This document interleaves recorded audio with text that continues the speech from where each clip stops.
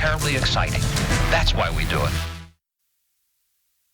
This is RTV6 News at 6, working for you.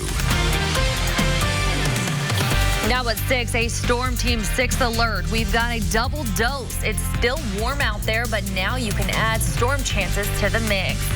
Good evening, and thanks for joining us here at 6. I'm Nicole Griffin, joined by meteorologist Kyle Mounts in the tracking center. Kyle, as we come on the air, we have an active radar right now.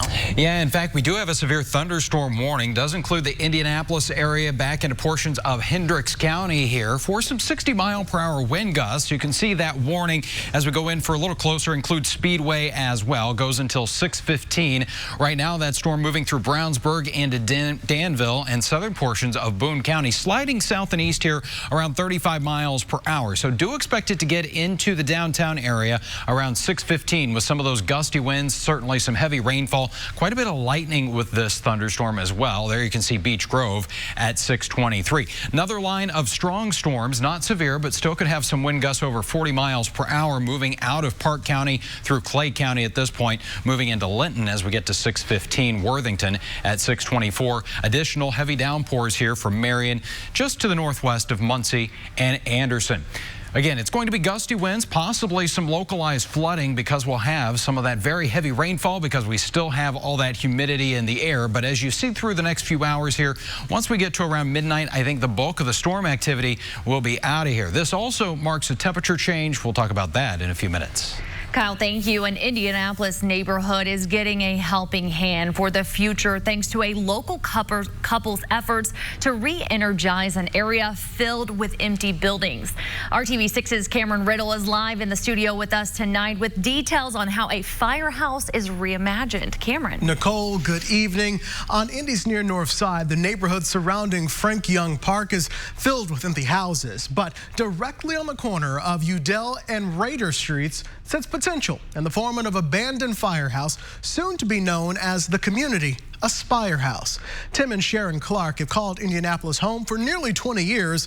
Tim is a grant writer and lacrosse coach. Sharon coaches volleyball full-time at Butler University. But in the spare time they have left, these two coaches have taken the neighborhood, that is, under their wing by converting an old firehouse into a space for the community, which would also include 2 apartments and office space.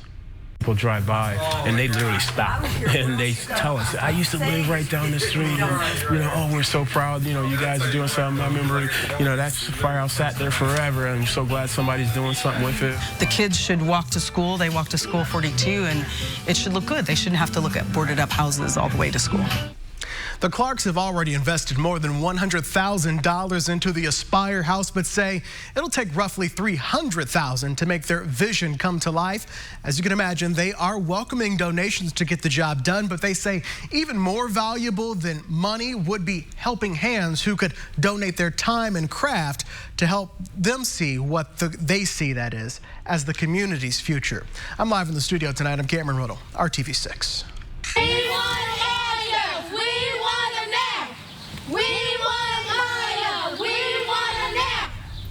Tense moments today in this West Side neighborhood outside of the home where police say Amaya Robertson was last seen alive.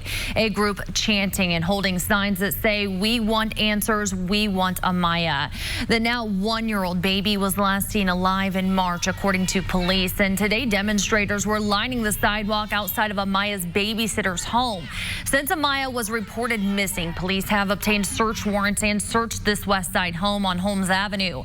Investigators have dug up portions of the yard and collected evidence from this location, but still no sign of baby Amaya. Police have also found items belonging to Amaya along the White River, less than a mile from this home. We briefly spoke with her mother today, who was very emotional and demanding answers about where her baby is. This is my daughter, and he doesn't even care. His grandson was just born. His baby grandson was born. You can love, cuddle, cherish moments with. I can't do that with my baby no more. I can't love her. Police say Amaya's mother's boyfriend, former boyfriend Robert Lyons, is the suspect in this homicide investigation. Now, we checked in with police, and tonight they tell us they have no updates on this case. But if you know anything about this case, contact Crime Stoppers. That number 317-262-TIPS. A message tonight from Southport Police Chief Tom Vaughn, who's been left homeless after a fire last week. Vaughn says he's staying in a hotel and may be out of his house for 8 months. At this point, he's asking for privacy and is grateful for all those wishing to help. He's asking people to hold off on collecting any donations on his behalf for now, at least. No one is approved to collect anything for his family. Vaughn was the June recipient of the RTV6 Jefferson Award. He's recognized by colleagues as the epitome of a selfless leader. Tonight, a Westfield couple is frustrated and feeling defeated after thieves targeted their business not once but twice. Roy Simpkins is a veteran who owns Green Lawn by Design, a landscaping business. On Wednesday, Simpkins and his wife discovered their truck, trailer, and 3 mowers were stolen from their shop on State Road 32. This is security video from inside the office showing the suspects on camera. The next day, they say state police found the truck and equipment wrecked on the south side of Indianapolis. They were then forced to pay $1,200 to get the equipment out of the junkyard. And back in February, they say thieves also stole their equipment. It's really disheartening.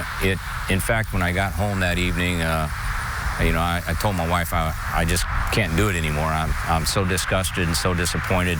This is the second time just this season that I've had something like that stolen. The theft has also impacted their business this week, forcing them to delay new clients and use push mowers to get their work done. If you know anything about this theft, contact Westfield Police. West Lafayette police are investigating an alleged sexual assault on the Wabash Heritage Trail system. The victim told police it happened just before noon Saturday near South River Road. She says her attacker wore a black bandana. Well, tonight, people living in a public housing apartment building in Muncie are still without power, and they have been since July 6th. The Muncie Housing Authority says the outage at Gillespie Tower near downtown Muncie is due to an electrical issue. They sent parts to get repaired and turn the power back on Friday, but hours later it went back out. And right now they have more than 30 units with partial power, but around 60 are still without power. And because of the heat and safety concerns, the Housing Authority is working with Red Cross to provide cots and a cooling area downstairs. Officials are not sure when they will have the power completely restored in that building. Well, President Trump taking to Twitter again, attacking 4 Democratic congresswomen. Last week, he tweeted they should go back to the countries they came from. 3 of those women born here in the U.S. Here's ABC's Tara Palmieri with the very latest. President Trump continuing his attack this morning on 4 Democratic congresswomen, tweeting, "I don't believe the 4 congresswomen are capable of loving our country. They should apologize to America and Israel for the horrible, hateful things they have said." This latest attack coming after a tumultuous week that began when the president sent a tweet last Sunday suggesting that the 4 Democratic members of Congress should go back to the countries they came from. Then on Wednesday, the crowd at a Trump rally in North Carolina chanting, that chant directed at Minnesota Congresswoman Ilhan Omar. House Oversight Committee Chairman Elijah Cummings said it reminded him of things he's heard as a child. We were trying to integrate a Olympic-sized pool near my house. I heard the same kind of chant. Go home. You don't belong here. Do you believe President Trump is a racist? I believe he is, yes, no doubt about it. The president's campaign aide defending the president. Look, I have worked with President Trump for 2 years, and he is not a racist. He is a results-oriented president who is focused on helping uplift all Americans. But Democratic presidential candidate and Montana Governor Steve Bullock disagrees. Any parent, any preacher knows that telling 4 duly elected congresswomen to go back home, it's racist. He believes the 13 seconds the president let that chant go on is going to be a stain on his presidency. Tara Palmieri, ABC News, Berkeley Heights, New Jersey. An update tonight on a story we first told you about last night at 11. Leaders with the Kennedy King Memorial Initiative believe they will be able to easily clean off graffiti at the Landmark for Peace Memorial. They say it appears someone wrote on it with chalk and it will be easy to remove. They also noted the statements are not derogatory and they are simply the truth and an act of passion, they call it. The Landmark for Peace commemorates the site where Robert Kennedy delivered his famous words the night Dr. Martin Luther King Jr. was assassinated. Good news to pass along tonight about a dog that was found injured and tied to a pole on the east side. We checked in with Redemption Rescue and we first told you about this story about Taylor back in April. Well, we visited her at Noah's West Side Animal Hospital. You're seeing that video right now, and her vet said it appeared she was hit by a car and left tied to the pole for more than 24 hours. But take a look at this new photo we are about to show you. We are learning right here that Taylor is improving. She is still receiving treatment, and vets were able to save both of her legs, and they are in the process of finding her a good home. Now, we have also learned Redemption Rescue is still asking for donations to help with the $1,200 left for her medical bills. So good to see there. Well, helping heroes who risked their lives on 9/11. Coming up, details on the bill senators are set to vote on that will help these first responders. Kyle. And we are tracking storms across central Indiana. This is a live view in Greencastle. You can see the wall of rain that's moving in there. And we still have our severe thunderstorm warning here for portions of Hendricks and Marion counties until 6:15. We'll track those storms and talk about some cooler air. You're watching RTV6 News at 6.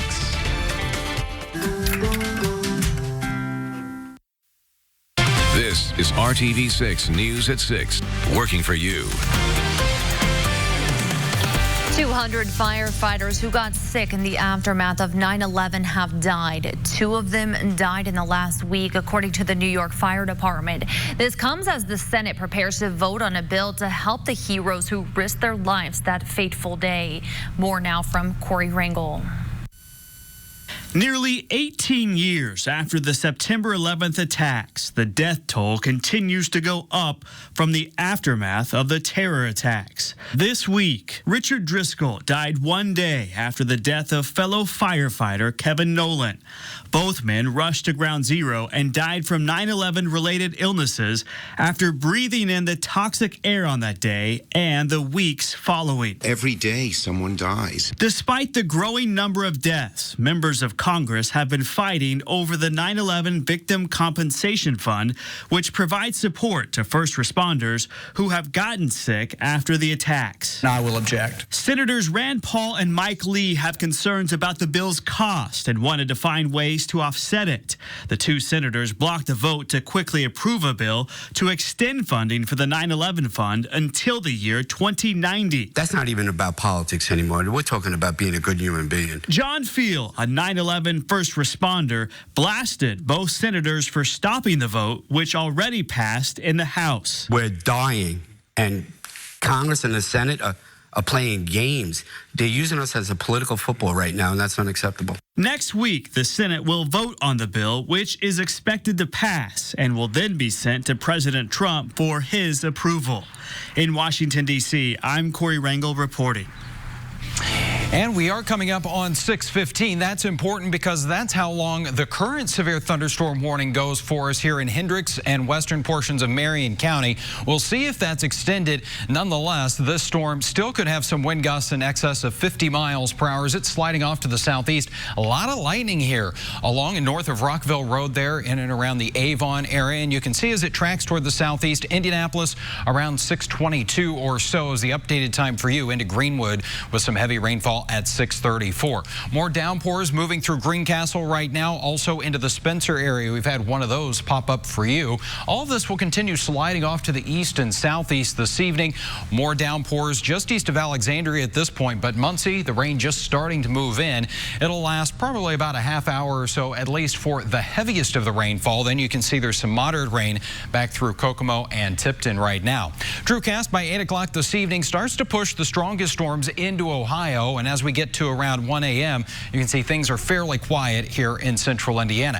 And this rain is bringing an end to that heat wave we've had for the last several days. Check out the temperature right now in Lafayette, 74 degrees, still 88 before the storms move in downtown. Feels like 96, feels like 98 degrees in Columbus, and we did have those heat index values in the triple digits earlier this afternoon. Right now, we're going to see those temperatures steadily drop off. 77 degrees for you by the time we reach 10 o'clock, and tomorrow morning will be around 70 degrees. Still that chance for a couple of showers lingering the first half of the day here. Numbers not going to move a whole lot into the middle 70s. And look at this, into the afternoon. The temperature is pretty much stuck in the 70s. No more 90s and no 80s for highs tomorrow. Mostly cloudy skies. We'll have a north breeze, and that humidity is also going to start to drop. So a refreshing change here for your Monday forecast. A high of 79 in Indianapolis, so below the average high of 85, 76 in Lafayette, and 78 in Muncie. TrueCast does show the cloud cover that we'll have around on Monday. Could stir up a couple of light showers here, but I think our rain chance only about 30%, and then gradually we'll start to thin out those clouds heading into the evening. And this air is going to stick around for a little while. Tuesday, more sunshine returns, and those temperatures again making their way through the 70s to an afternoon high right around 80 degrees. 7-day planning forecast for you, much more manageable than what we've had here lately. A gradual warming trend, those temperatures getting back into the middle and upper 80s by next weekend. But you also notice after today and a few showers tomorrow, it is a dry stretch of weather once again. You said it. Stepping out the door tomorrow is going to feel refreshing. Yeah, it is nice to get rid of that humidity for sure. All right, Kyle, thank you. The path from prison back to everyday society is a difficult one. Next in Hiring Hoosiers, a program that helps make employment possible for offenders once they are free.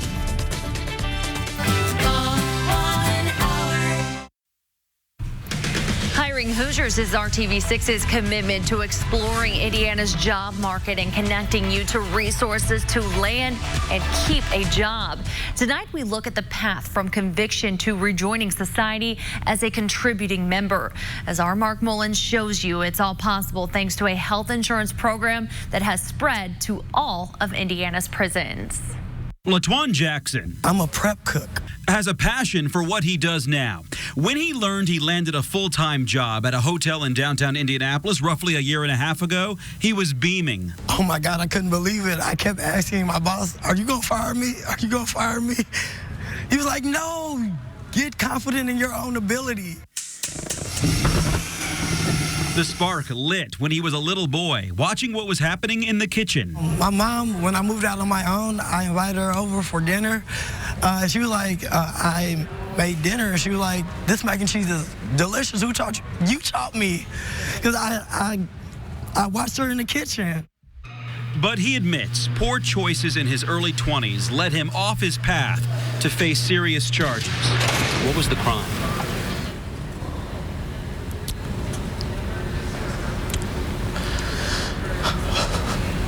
Attempted murder. Yeah. His guilty plea led to more than 12 years in prison.